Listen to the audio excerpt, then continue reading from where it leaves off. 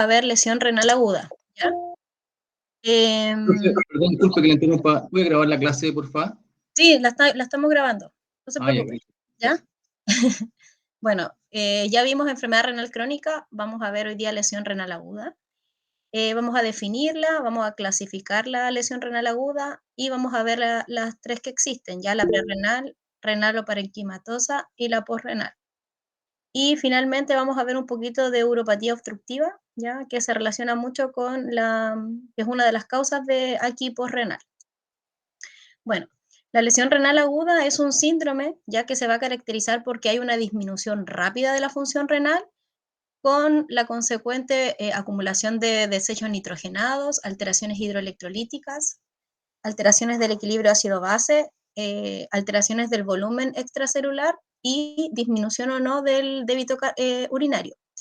Idealmente esto puede ser una lesión totalmente reversible y puede expresarse antes de que haya una pérdida completa de la función excretora. Por lo tanto, nuestra actitud o nuestro tratamiento siempre va a estar basado en sospecharla, poder tratarla prontamente para evitar así que pase a una falla renal crónica. Bueno, según la CADIGO, yo ya les había explicado que era CADIGO, define este síndrome según las siguientes alteraciones. Primero, si hay un aumento de la creatinina sérica mayor o igual a 0.3 miligramos por decilitro dentro de estas 48 horas desde que se inició el cuadro. Aumento de la CREA en 1.5 veces el valor basal que nosotros ya conocemos del paciente o que podemos sospecharlo según la edad o las condiciones clínicas que tiene, por lo menos en 7 días, o que el paciente tenga una diuresis menor a 0.5 ml kilo hora durante más de 6 horas. Recordemos que la diuresis normal que nosotros tenemos en un adulto es 1 ml kilo hora en 24 horas, ¿ya? Eso se multiplica por 24 horas. Por lo tanto, acá tenemos la mitad de lo que debería orinar un paciente y esto se debe por lo menos presentar en 6 horas. Por lo tanto, la clasificación que vamos a tener sobre la gravedad de la lesión renal aguda se va a basar como en la magnitud de cuánto aumentó la creatinina en plasmática o la velocidad de disminución de la diuresis por horario, ¿ya? Por lo tanto, la definición que establece CADIGO implica por lo menos 3 estadios, en donde el último sí o sí se va a relacionar con mayor mortalidad de los pacientes, ¿ya? Por lo tanto, tenemos 3 estadios en donde podemos evaluar la creatinina o la diuresis. La creatinina es más, en el estadio 1 tenemos mayor o igual a 0.3 miligramos por decilitro o que aumente 1.5 el basal que tenemos del paciente en 48 horas o que haya una diuresis menor a 0.5 ml kilo hora por 6 horas. Ahora, el estadio 2 es que haya un aumento del doble o el triple de la creatinina basal o que la diuresis también esté disminuida, pero ya sería por 12 horas. Y el estadio 3, que haya un aumento más del 3 en cuanto a la creatinina basal que teníamos del paciente o que aumente más de 4 miligramos por decilitro o que requiera inicio de terapia de reemplazo renal o que la diuresis sea menor a 0.5 ml kilo hora por 24 horas o que haya anuria completa por 12 horas, ¿ya? Por lo tanto, la creatinina no es un buen marcador de daño renal agudo, ya que inicialmente se genera un daño en el epitelio que va a generar estas alteraciones funcionales de la célula, pero sin estos marcadores de medición fácil que se llama, como la creatinina. Sin embargo, ya cuando comienza una muerte celular y disminuye completamente el volumen, la tasa de filtración glomerular, sí aparecen daños como de daño renal que son más tardíos como la creatinina y el BUM, ¿ya? Por lo tanto, hay marcadores como más sensibles que se pueden utilizar frente al daño epitelial o la fase temprana, que es la lesión renal aguda, ¿ya? Tenemos todos estos marcadores donde los más importantes o los que más se habla es la cistatina C y el NGAL, ¿ya? La cistatina C sabemos que es una proteína de bajo peso molecular y que es mucho más sensible que la creatinina para poder nosotros hacer el diagnóstico frente a lesión renal aguda, porque como les dije, la CREA se eleva ya cuando hay muerte celular y cuando la tasa de filtración disminuye, por lo tanto, la creatinina sí sería un buen marcador en daño renal crónico, como lo vimos en la clase anterior, ¿ya?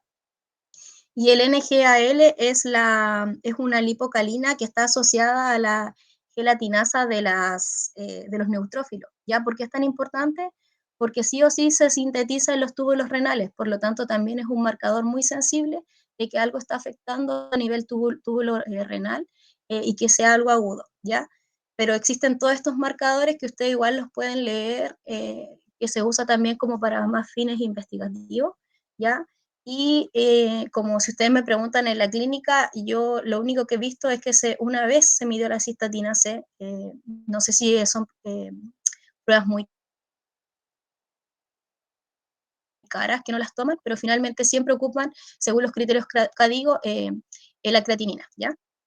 Ahora, es súper importante determinar la causa de la lesión renal aguda, ¿ya? La mayoría de las presentaciones son prerrenales, en un 75%, en donde hay una afectación en cuanto a la irrigación del riñón. Por lo tanto, llega poca irrigación y el riñón se ve afectado. Después están las causas intrínsecas o parenquimatosas, ya que es una patología propiamente tal del riñón. Y finalmente tenemos las causas postrenales, que solamente son las menos frecuentes en cuando hay una alteración de las vías urinarias, hay alguna obstrucción o algo que me impide y que me afecta las vías urinarias, pero ya finalizando. Por lo tanto, hay muchos elementos, ya sea vasoconstrictores o vasodilatadores, que me van a favorecer eh, la fisiopatología de la lesión renal aguda. Ya tenemos los vasoconstrictores renales, donde vamos a destacar sí o sí la angiotensina 2, que me va a contraer la arteriola eferente y de esta forma aumenta la presión dentro del glomérulo, y los vasodilatadores, en donde permite el mayor ingreso de volumen al glomérulo. Por lo tanto, aquí la más importante es la prostaglandina, que son los vasodilatadores aferentes para que llegue más volumen al glomérulo. Sin embargo, tenemos todos estos, en cuanto a vasoconstrictores, tenemos la noradrenalina, la endotelina, la angiotensina 2, el tromboxano, endotelina, adenosina, copié de nuevo el tromboxano. Y los vasodilatadores tenemos acetilcolina, el óxido nítrico, la dopamina, la prostaglandina y la bradicinina. Por lo tanto, la clasificación que tenemos prerrenal, renal y posrenal. En cuanto a la lesión renal aguda prerrenal, es la forma más frecuente, como les había dicho, hasta en un 75%, y se caracteriza porque hay una importante disminución del flujo renal. Es reversible si nosotros logramos identificar la causa y la podemos corregir antes de que ocurra este daño dentro del parenquimatoso, ¿ya? Por lo tanto, siempre en un paciente debemos sospecharlo y rápidamente corregir a través de volumen. La injuria que ocurre en esta aquí prerrenal es la disminución del volumen arterial eficaz que llega al riñón. Por lo tanto, se pueden dar en contextos de hipovolemia, hemorragias, síndrome cardiorrenal, sepsis, etc. También puede causar por un vasoconstrictor renal o alteraciones de grandes vasos, ¿ya? Por lo general, los riñones van a recibir entre un 20 a un 25% del gasto cardíaco, y se requiere de este gran suministro para que los glomérulos puedan eliminar todos estos desechos metabólicos y puedan realizar correctamente el balance hidroelectrolítico. Pero a medida que va disminuyendo el flujo renal, también disminuye la tasa de filtración glomerular. Por lo tanto, se va a disminuir la cantidad de sodio que yo puedo filtrar y otras sustancias. Por lo tanto, si disminuye la tasa de filtración glomerular, va a disminuir el consumo de oxígeno de las células. Por lo tanto, de esa forma se puede perpetuar la supervivencia, ¿ya? Y cuando el flujo sanguíneo disminuye más del 75% del basal, es que ocurren los cambios isquémicos. Por lo tanto, inicialmente yo no voy a tener alteraciones de la creatinina, como les decía. Por su alta tasa metabólica, las células tubulares son muy vulnerables a la isquemia, ¿ya? Si no se da un tratamiento adecuado, la hipoperfusión sí o sí me va a llevar a que haya una necrosis a nivel de los túbulos. Ahora, ¿qué voy a encontrar en cuanto a los exámenes? Ya, esto es súper importante porque sí o sí me va a diferenciar cuándo es una lesión renal aguda, prerrenal. Sí o sí voy a tener la relación BUN-CREA mayor a 20, ¿ya? El sodio urinario va a estar disminuido por la compensación que yo les explicaba recién, va a ser menor a 20 mil equivalentes por litro, la osmolaridad urinaria va a estar elevada, y el FENA sí o sí va a ser menor a 1, ¿ya? El FENA es ¿cómo se llama? La fracción excretada de sodio. ¿Cómo se mide? se mide el sodio urinario por la creatinina plasmática dividido en el sodio plasmático dividido en la creatinina urinaria y se multiplica por 100, ¿ya? Es un signo temprano de que a mí me indique que está disminuyendo.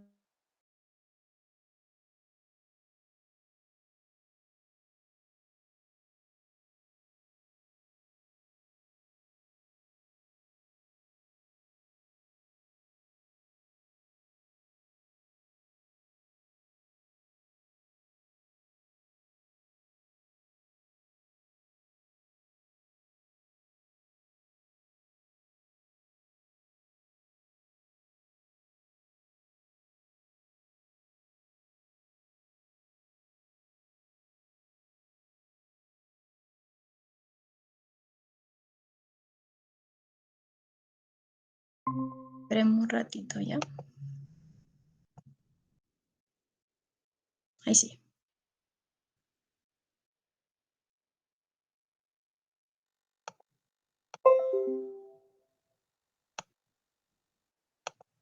Que no me, perdón chicos a los que entraron tarde, pero no me indicaba acá que había gente como esperando, ¿ya? Así que perdón.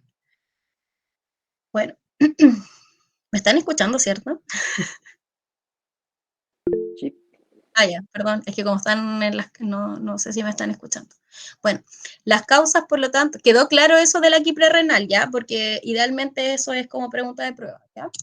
Bueno, ¿cuáles son las causas de lesión renal aguda prerenal? Profe, ¿hay posibilidad que lo repiten, considerando que recién pudimos ingresar? Sí, pero igual se grabó, ¿ya? Pero lo importante es esto, ¿ya? Si les pongo, expliqué un poco el FENA, pero después ustedes en la grabación lo ven, ¿ya? Cómo se calcula el FENA y si tengo un FENA disminuido, sí o sí me indica que hay una, es un signo temprano que disminuyó la tasa de filtración glomerular. Idealmente, ¿por qué? ¿Por qué causa? Porque hay una disminución en la irrigación del riñón. Por lo tanto, sí o sí, un FENA disminuido me indica lesión prerrenal. Por lo tanto, si yo les pongo en un caso clínico un FENA disminuido, un sodio urinario bajo, porque retengo sodio y no lo elimino en la orina, y la relación BUN-CREA mayor a 20, que está aumentada, sí o sí me indica que el paciente está sufriendo una lesión renal aguda prerrenal, ¿ya? Por lo tanto, las causas prerrenales son muchas. La más frecuente es porque disminuyó el volumen efectivo de sangre circulante hacia el riñón, por lo tanto, una hipovolemia. ¿En dónde? ¿En qué pacientes lo puedo ver? En pacientes que tienen hemorragia, pacientes que perdieron líquido, por ejemplo, un síndrome, una gastroenteritis aguda, ya donde hay grandes pérdidas de líquido a través de diarrea y vómito, pérdidas renales como los síndromes nefrítico-nefrótico, acumulación de tercer espacio, ya como habíamos visto también en pacientes con pancreatitis, o que el paciente tenga una pobre ingesta de líquido.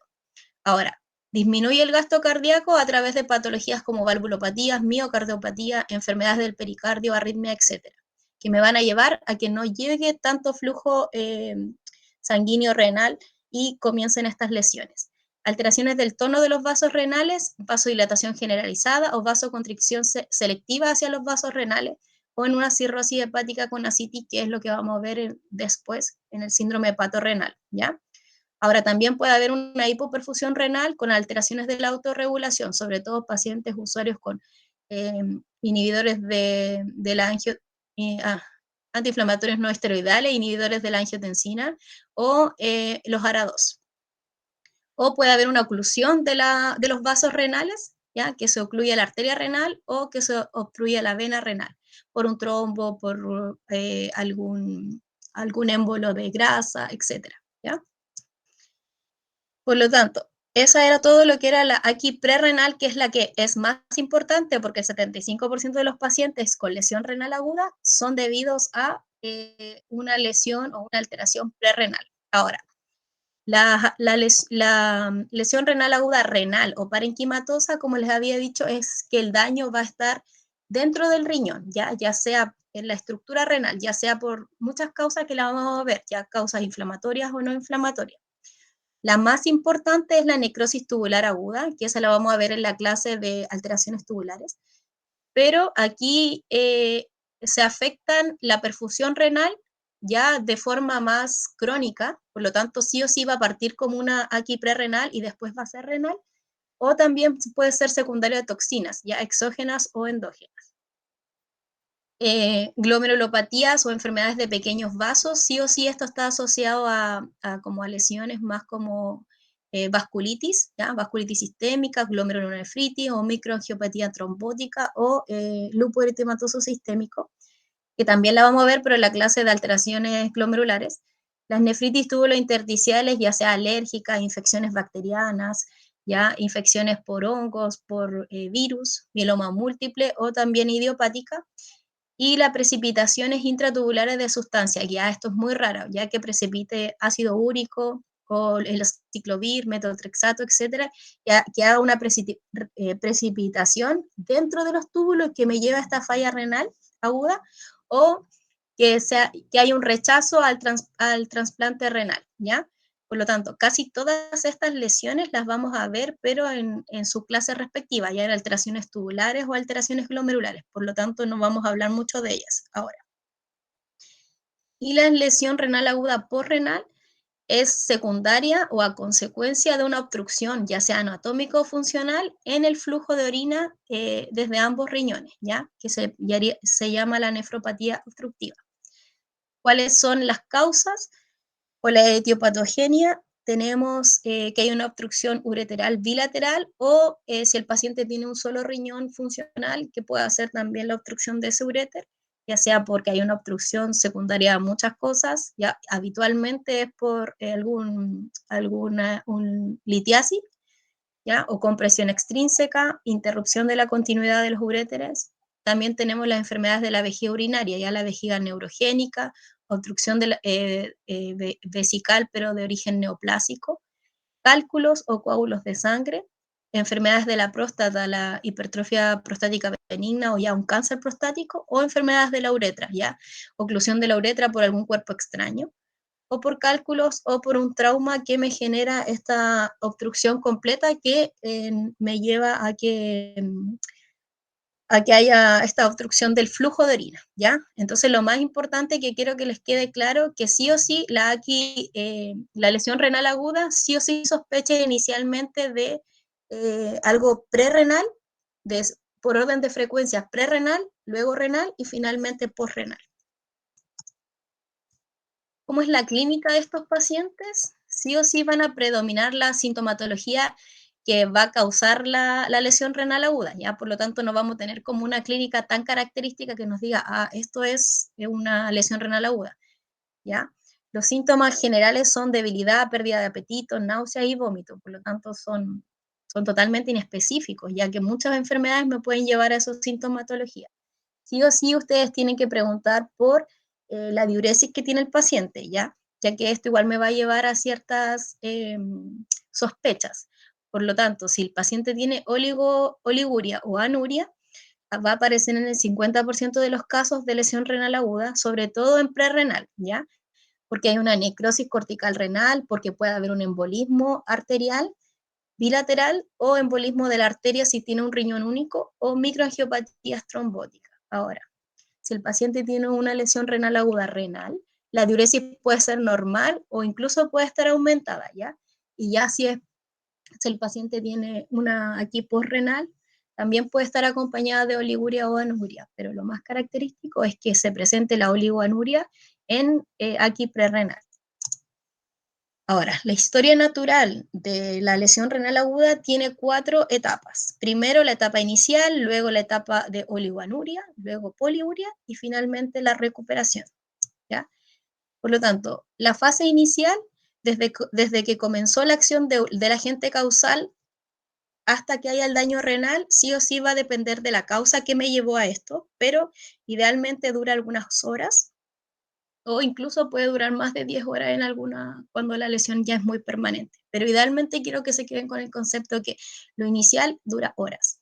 Después la fase de oligoanuria, en un 50% de los pacientes puede durar de 10 a 14 días.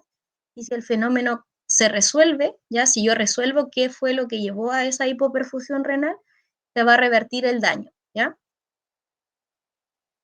Después está la fase de poliuria, que pasó el periodo de oligoanuria y el volumen de la orina excretada aumenta rápidamente en unos días, ¿ya?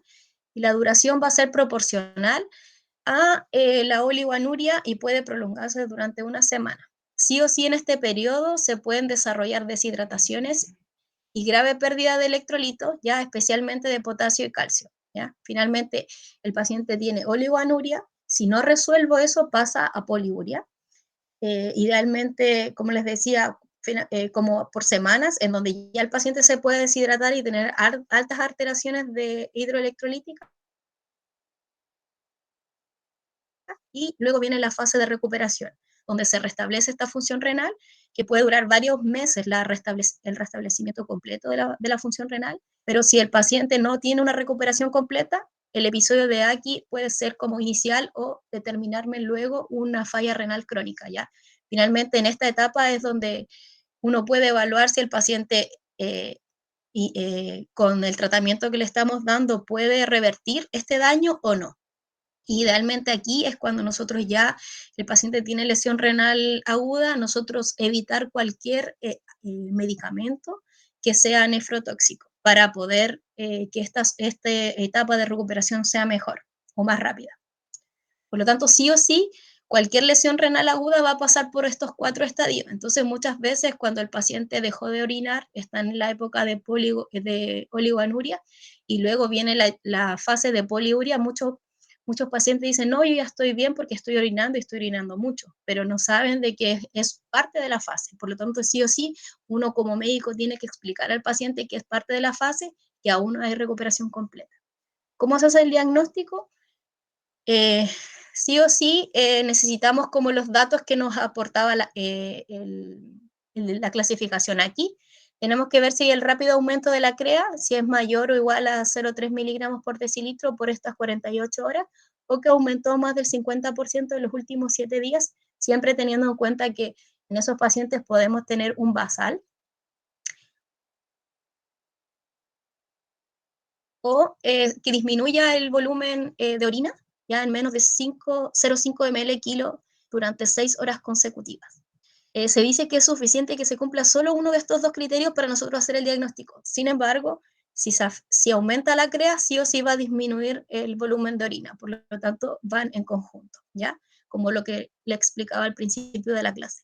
Por lo tanto, el diagnóstico de la causa de la lesión renal aguda, nosotros debemos hacer una buena anamnesis, una exploración física y solicitar exámenes como complementarios para poder nosotros identificar qué tipo de AKI es primero para finalmente llegar al tratamiento, ¿ya? Por eso hacía tanto hincapié en los exámenes, cómo se va a ver un examen alterado o que me indique que es una lesión renal aguda, pero de causa prerrenal, ya con lo del FENA, la relación Buncrea, etc. Ahora, el tratamiento sí o sí va a estar basado en 3 pilares, ya las recomendaciones generales, tratar la causa y el tratamiento renal sustitutivo. Ya las recomendaciones generales, ¿cuál van a ser? Eliminar la causa que me está generando la AKI o los factores que me van a empeorar la función renal, ya como les decía, los medicamentos nefrotóxicos, controlar el equilibrio hídrico, monitorizar la diuresis, monitorizar en realidad va a ser un balance hídrico, ¿ya?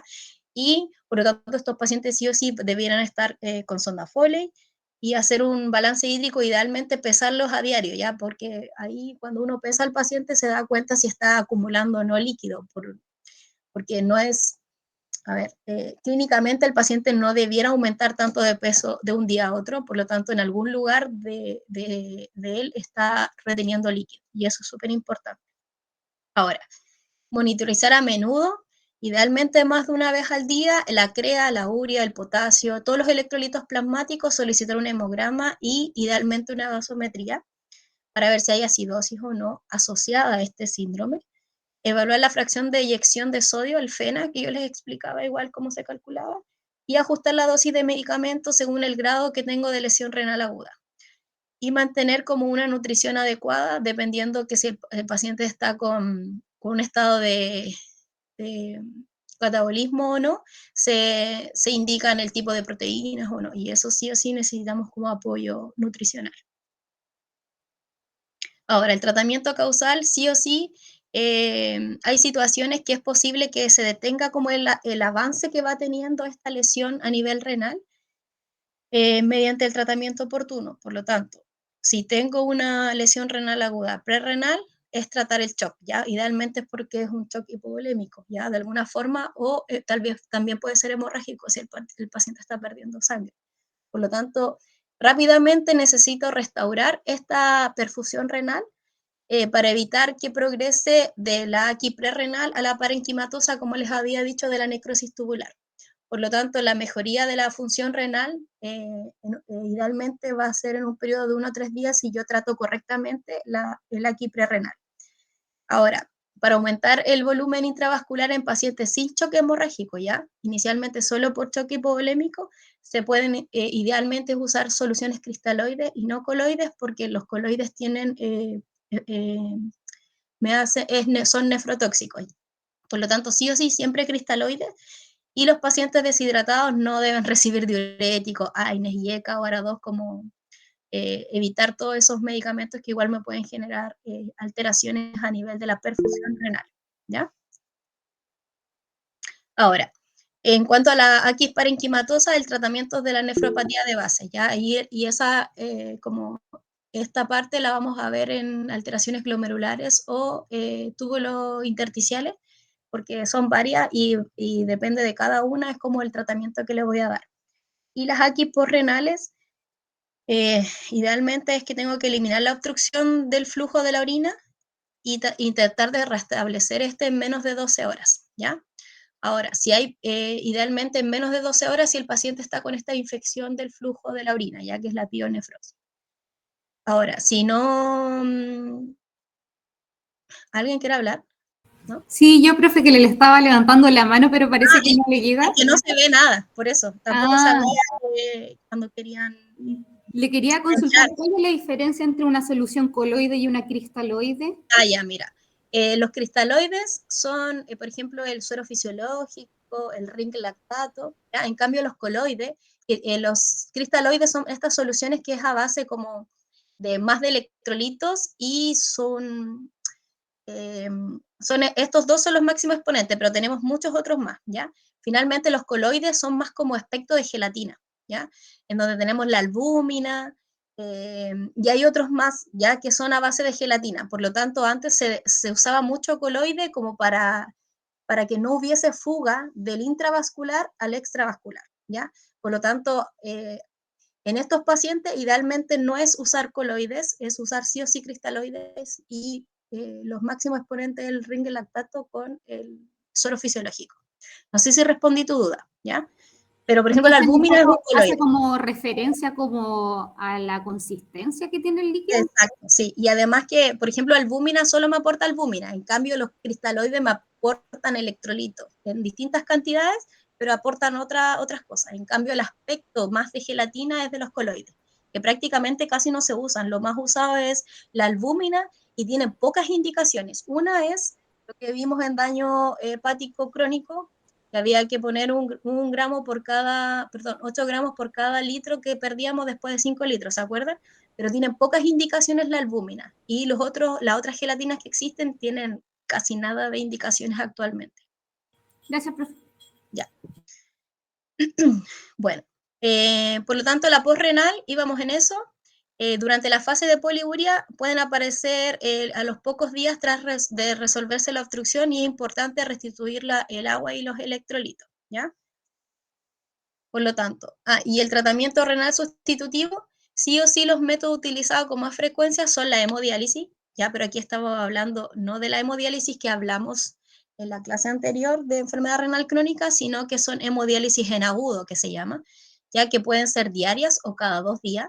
Ya acuérdense que la hemodiálisis en crónico eran 3 veces a la semana, aquí pueden ser diarias o cada 2 días. O también hay otras técnicas, ya que tenemos la hemofiltración o la hemodiafiltración, que son máquinas muy similares a una diálisis, pero que estas están como en unidades paciente crítico, ¿ya? Idealmente la hemodiafiltración ya puedo yo utilizar grandes volúmenes, ¿ya? Es muy similar a lo que se hace en una diálisis, ¿ya? sobre todo movilización de grandes volúmenes, por ejemplo 4 litros, ¿ya? En cambio la hemofiltración es como movilización de poquito ml, puede ser hasta 1 litro y medio, que yo voy a ayudar a generar, tienen casi el mismo concepto de la hemodiálisis, ¿ya?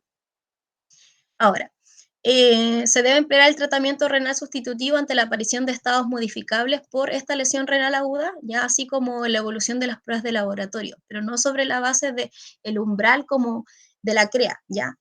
Por lo tanto, sí o sí tengo que ver cómo está el paciente y cómo va tomando esta lesión renal aguda. Por lo tanto, hay criterios para realizar la diálisis en urgencia, ¿ya? No sé si saben algunos, pero si no lo saben, me gustaría que alguien lo presentara a la vuelta del 18, alguien de los chiquillos que no ha presentado nada y que no tiene tema asignado, ¿ya? Así que ahí ustedes indican quién quiere hacer como esa tarea que igual es corta, ¿ya? Bueno, en cuanto al pronóstico, la mortalidad del AQI es de aproximadamente un 50%, ya siendo mayor en pacientes ancianos con insuficiencia respiratoria o con daño cardíaco, y con falla orgánica múltiple ya puede ser mayor al 80%, ¿ya? La mayoría de la muerte ocurre en la fase oligoanúrica y las causas más frecuentes de la muerte es por enfermedad primaria, la responsable de esta lesión renal aguda, aumento del potasio, por aumento de hidratación en los pacientes, ya por eso es tan importante que nosotros, claro, repongamos el líquido que está perdiendo para llevar a una buena perfusión renal, pero es tan importante el balance hídrico del paciente, pesar al paciente y saber que no nos estemos pasando de la hidratación. Complicaciones de una infección, hemorragias o sobredosis de medicamentos. En el 20% de los pacientes que sobreviven a una X se produce un deterioro permanente de la función renal y los episodios recurrentes son una causa importante de esta que me puede llevar a una enfermedad renal crónica, ¿ya? Por lo tanto, sí o sí, nosotros necesitamos sospechar prontamente que estamos frente a una lesión renal aguda, tenemos que saber frente a qué tipo, si es prerrenal, renal o posrenal, y rápidamente llevarle a un tratamiento al paciente para evitar futuras complicaciones como la enfermedad renal crónica. Ok, aquí lo que quiero mostrarle era una tabla de diagnóstico diferencial entre una lesión renal aguda prerrenal y una lesión renal aguda parenquimatosa o renal, ya para que se den cuenta que, por ejemplo, en la prerrenal sí o sí tengo una osmolaridad alta, tengo un FeNA disminuido, tengo la concentración púncrea menor a 20, mayor a 20, y debiera tener una concentración de sodio baja, ya menor a 20, acá. Por lo tanto, si yo les pongo un caso así, sí o sí me tienen que poner que es una lesión prerrenal, a diferencia de la parenquimatosa, que la osmolaridad no va a ser tan alta. Ya el FeNA no va a estar disminuido y la concentración de sodio va a estar aumentada, ¿ya? Porque acuérdense que en prerrenal yo retengo sodio y no lo estoy eliminando. Por lo tanto, en la orina no voy a tener tanto sodio, ¿ya?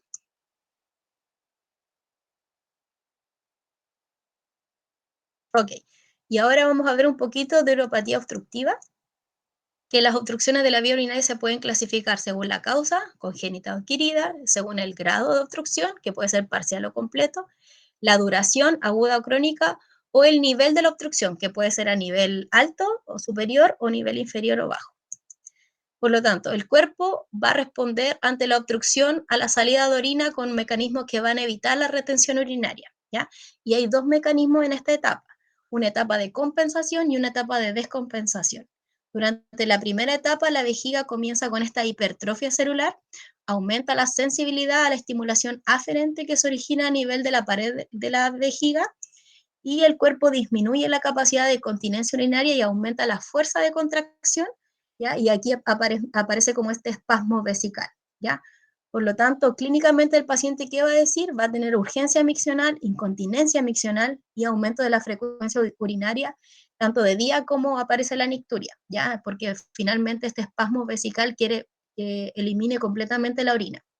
Si la obstrucción se prolonga en el tiempo, va a aumentar esta hipertrofia celular que había inicialmente, incluso duplica el grosor de la pared, y esto me lleva a que haya mayor contracción del detrusor, Por lo tanto, de 20 centímetros de agua puede aumentar hasta 100 centímetros de agua. Y por eso finalmente nosotros vemos un músculo tan aumentado de tamaño cuando se hacen los exámenes en el paciente. Por lo tanto, a medida que va aumentando la fuerza necesaria, que prolonga la obstrucción, los mecanismos de compensación se vuelven totalmente ineficaces. Y esto lleva a que se fatigue el músculo y haya interrupción en la micción, ¿ya? Clínicamente el paciente dice que puede orinar como en 2 tiempos, ¿ya? Y aparecen los loops, ¿ya? Que son los low urinary, trastornos, síntomas urinarios como los bajos, ¿ya? Que los vamos a ver. Por lo tanto, con la obstrucción continua del flujo urinario van a aparecer fibras del músculo liso hipertrofiado en la superficie como interna de la vejiga, que se llaman trabéculas, ¿ya? Que también es una de las cosas que uno ve en la ecografía de la vejiga. Y además como bolsitas de tejido mucoso que se llaman celdillas. Entonces, por lo tanto, si ustedes hacen una ecografía en la vejiga, ustedes tienen que decir evidencio trabéculas y evidencio celdillas. Y esto me indica que hay que ya el músculo liso ya está hipertrofiado. Por lo tanto, en conjunto con esta presión aumentada, estas celdillas van a formar divertículos que son incapaces de contraerse, ¿ya? Por lo tanto, y justo esas zonas son potencialmente focos de infección y de éstasis. Por lo tanto, el paciente, aparte de que ya su contracción no va a ser eficiente, tengo aumento del riesgo de infecciones. Por lo tanto, junto con la hipertrofia de la pared, sí o sí hay hipertonía del área del trígono vesical y del reborde interureteral. Hay aumento de esta presión retrógrada, aparece la hidroureteronefrosis, que va a éstasis urinaria, infecciones e insuficiencia renal, ¿ya?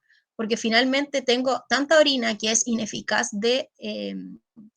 el músculo es ineficaz de eliminarla y comienzo a tener este aumento de la presión y empiezo a tener como reflujo de orina hacia arriba. Y dependiendo del grado es cuánta arquitectura del uréter se atrofia, ¿ya? Cuánto el lumen va aumentando y cuánto daño voy generando a nivel del parénquima renal hasta llevar a la insuficiencia renal, ¿ya? Pero tienen que pensar que hay una obstrucción finalmente abajo, que puede ser por una hipertrofia prostática benigna, por un cálculo o por otras cosas, hay una obstrucción a este nivel y que refluye la orina hacia arriba, ¿ya? Y esto me lleva a la infección al aquí. Por lo tanto, cuando la compensación ya no es eficaz, aparecen estos cambios de descompensación. El periodo de contracción del detrusor se vuelve demasiado corto, por lo tanto, sí o sí, el paciente puede decir que tiene orina residual y aparecen los loops de tipo obstructivo. ¿Cuáles son estos? Aumento de la frecuencia de la micción, dificultad para iniciar la micción, necesidad de pujar, chorro débil, disminución del calibre del chorro, micción en 2 tiempos o goteo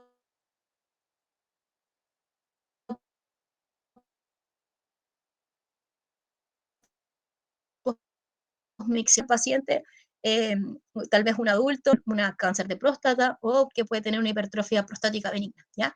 Por lo tanto, todos estos síntomas uno les pregunta, también pueden ser en mujeres, ya no solamente en hombres, pero es más habitual encontrarlo en un hombre y que me puede llevar a esta hipertrofia ureteral que yo les mostraba en el monito y que me puede llevar a una infección renal. Esa es la clase de hoy día, súper corta, ¿ya? ¿Han cansado? ¿Seguimos con el taller al tiro? El taller igual es cortito, porque es un taller de resumen de alteraciones digestivas.